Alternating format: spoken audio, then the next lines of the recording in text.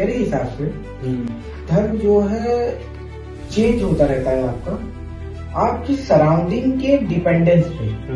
अब आपकी सराउंडिंग में क्या, यानी कि आपके अगल बगल में जैसी घटनाएं घट रही होती हैं उसी दौरान आपका धर्म चेंज हो रहा है, बदलता रहता है। जैसे हम मान लेते हैं, अब आपके सामने कोई व्यक्ति है, अब वो आत्महत्या करने वाला है, अब आपको किसी तरीके से उसको झूठ बोल के उसको कन्विंस करना पड़ेगा कि नहीं तुम गलत हो, तुम आत्महत्या कर नहीं कर सकते।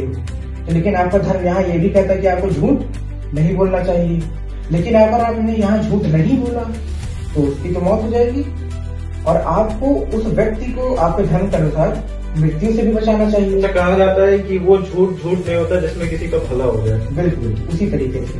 तो देखा आपने यहाँ पे धर्म आपका क्या हो गया, धर्म आपका परिवर्तित हो गया। हर वक्त के साथ जो परिवर्तन ही संसार का नियम होता है, वो अपने रीजन के हिसाब से उसका पर्सपेक्टिव चेंज होता रहता है। चलिए ठीक है, धर्म की बातें अब काफी हो गई, पुरानी जो है हम लोग के डिस्कशन चलते हैं। हाँ, बात है टॉपिक से बहुत दूर हटती चली गई। बात हम पता ही नहीं चला, हम लोग केवल इसके एक्सपेरिमेंट्स पे थे। उसके बाद लेट 60-70s के आसपास में तब नए ट्रांजिस्टर्स और सेंसर्स का इजाद हुआ। तब इस चीज को जो मिथ था कंफर्म करने के लिए कि लाइट वेव है कि पार्टिकल है, इसको कंफर्म करने के लिए डबल स्लिट एक्सपेरिमेंट दोबारा किया गया, बल्कि एक बार नहीं 10 बार 20 बार किया गया ताकि ये चीज कंफर्म हो पाए। अब उन्होंने देखा जैसे कि हमारी इंसानी आंख काफी कुछ क्या कर रहे थे जो मिस कर दे रही थी। अब हम लोग सब कुछ तो नहीं कैप्चर कर पा रहे थे, बहुत जो है सारी लिमिटेशन हम लोग, बहुत सारी लिमिटेशन हो रही थी। हम लोग जो एक फ्रीक्वेंसी बात सुन नहीं सकते हैं, एक फ्रीक्वेंसी बात देख नहीं सकते हैं, आंखें हमारी कई सारी रेस नहीं देख सकती हैं। तो जब हम लोग यहाँ पे सेंसर्स के इस्तेमाल किए तो जो था बहुत उस समय बहुत हाई एंड के सेंसर माने जाते थे भाई। 1960-70s कंप्यूटर का बहुत बड़ा दौर था। उसी समय तो दुनिया ने कंप्यूटर की रेस दौड़ी है, अगर आपको पता हो। खैर उस समय जब सेंसर्स के ऊपर वो पार्टिकल्स पड़े, यानी कि जो अल्फा रे पार्टिकल को बम्बार्ड किया गया था, यहाँ बम्बार्ड का मतलब बम गिराना नहीं है, यहाँ बम्बार्ड का मतलब है कि उस सेंसर्स के ऊपर मारना पार्टिकल्स को जो क्योंकि अल्फा रे से एक पार्टिकल निकलता है जिसका नाम है फोटोन। फोटोन ही लाइट के पार्टिकल होते हैं, लाइट के जो पार्टिकल होते हैं फोटॉन्स के ही बने होते हैं। जो फोटॉन्स उन्होंने देखा कि जब सेंसर ऑन है तो वो पार्टिकल शो कर रहा है, और जब सेंसर उसको नहीं देख रहा है तो वो वेवलेंथ शो कर दे रहा है। तो यहाँ से ये तो कंफर्म हो गया लाइट के कितने नेचर हैं, 2 नेचर ऑफ लाइट। वो आपके पर्सपेक्टिव के हिसाब से, आपके पॉइंट ऑफ रेफरेंस के हिसाब से चेंज हो जाता है। अब उस समय तो नई नई खोजें चलती रही, इसके ऊपर नए नए डिबेट आते रहे। खैर अब तो नए पार्टिकल का भी इजाद हो गया जिसको कहा जाता है गॉड पार्टिकल। इस समय काफी जो चर्चाओं में है। इसको कहा जाता है हिग्स बोसॉन पार्टिकल। इसका सही नाम हिग्स बोसॉन है, लेकिन लोग इसको द गॉड पार्टिकल बोलते हैं। अब जैसे कि एक मान लेते हैं पार्टिकल यानी मॉलिक्यूल, आपने मॉलिक्यूल पढ़ा होगा। अच्छा, क्या ऐसा भी कह सकते हैं कि लाइट का खुद में एक ब्रेन है, खुद में एक समझ है, कि मतलब खुद में वो समझती है चीजें। हर पार्टिकल अपने आप को समझता है कि वो किस टाइप का नेचर शो कर रहा, कोई उसे देख रहा नहीं देख रहा, खुद में एक उसकी थिंकिंग है, एक इंटेलिजेंस लेवल है। क्या ऐसा हो सकता है? इसमें आपका क्या ख्याल है? देखिए, अगर मैं आपसे आपके दर्शकों से एक सिंपल सी चीज बात करना चाहूंगा जो आप सबने पढ़ी होगी, 9th-10th तक सबने साइंस पढ़ी होगी। हाँ, सबने पढ़ी है।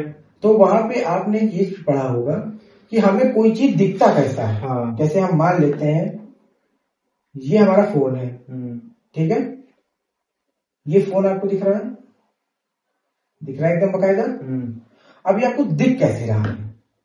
मान लीजिए ये बल्ब है, यहां से लाइट आई, अब ये लाइट के फोटोन पार्टिकल इस पे जाके रिफ्लेक्ट होकर हम लोग के रेटिना पे जाएंगे। ये पहले आपके इस ऑब्जेक्ट पे गिरी, आपके इस ऑब्जेक्ट से आपकी आंखों की तरफ बढ़ी, आपकी आंखों पे ये आपके जो प्यूपिल्स है, जो पीछे काला हिस्सा है, उसके अंदर से आपके रेटिना में गई और इन्वर्ट होके हम लोग इन्वर्ट कहाँ पे हुई? रेटिना के पिछले हिस्से पे। तब ब्रेन ने इसको सेंसर किया कि ये क्या चीज है, तब ब्रेन ने इसको सीधा किया, आपने देखा, आपको समझ में आया। तो ये चीज कितने मिली सेकंड के फ्रैक्शन ऑफ टाइम के बीच में हो रही है। लेकिन एक टाइम डिले है इसमें। मुझे इसमें ये बात का अगर आप लोग वो जानना चाहेंगे, मुझे आश्चर्य होता है कि लाइट के फोटॉन्स इसकी फोटो कॉपी कैसे बना पा रहे हैं। वो तो पार्टिकल ही है। लेकिन जैसे फाइटर प्लेन्स में भी कई सारे सेंसर यूज होते हैं, बैट वगैरह होते हैं, उनमें भी सेंसर यूज होते हैं। वो लोग सेंसर नहीं, वो लोग अल्ट्रासाउंड का इस्तेमाल करते हैं। अल्ट्रासोनिक वेव का जो है वो लोग इस्तेमाल करते हैं कि मतलब जो है जो साउंड रहता है, फ्रीक्वेंसी रहती है, वो जाती है ऑब्जेक्ट से जो है वापस लड़ के जब आती है तो उसी को वो लोग सेंस करते हैं। देखिए जैसे एक अल्ट्रासाउंड ऑब्जेक्ट है, ठीक है, वो एक्स कर्व में फॉर्म में ट्रेवल करता है। किसमें? अरे कर्व सॉरी, वो एक्स लाइन पे वाई लाइन पे नहीं चलता था। एक्स लाइन पे कर्व के फॉर्म में एक्स एक्सिस पे वो चलता है, कर्व के लाइन पे चलता है। तो हमारे ऐप के लिए एक्स एक्सिस पे है, और फाइटर जेट के लिए वो एक्स वाई जेड एक्सिस पे भी चल सकता है, वो जिस हिसाब से उसको जहां पे ट्रेवल करना हो। अब वो जब इसके ऊपर पड़ेगा तो इतनी दूरी का जो अल्ट्रासाउंड है वो यहाँ से रिफ्लेक्ट हो जाएगा, रिफ्लेक्ट करके वहां जाएगा। तो जो वहां का सेंसर है वो वहां से ये ऑब्जर्व करेगा कि यहाँ पे कोई तो पार्टिकल है जिसपे जो अल्ट्रासोनिक वेव्स हैं वो क्या कर रही हैं, रिफ्लेक्ट कर दे रही हैं। अच्छा, जैसे जो स्टेल्थ जेट होते हैं उसमें यही तो रहता है कि आप जो उस टाइप का उसमें जो है ऑब्जेक्ट यूज करिए, एलिमेंट यूज करिए, मटेरियल यूज करिए, पेंट वगैरह यूज करिए कि वो जो है वो जो फ्रीक्वेंसी है साउंड की उसको एब्जॉर्ब कर ले। साउंड की नहीं, अल्ट्रासोनिक वेव्स। हाँ, अल्ट्रासोनिक वेव्स की जो वेव फ्रीक्वेंसी उसको एब्जॉर्ब कर ले वहां पे। देखो सबसे पहले मैं कुछ बोल रहा हूँ पर काटा मत करो पहले, ठीक है? बहुत देर से देख रहा हूँ, ठीक है? काटना मत।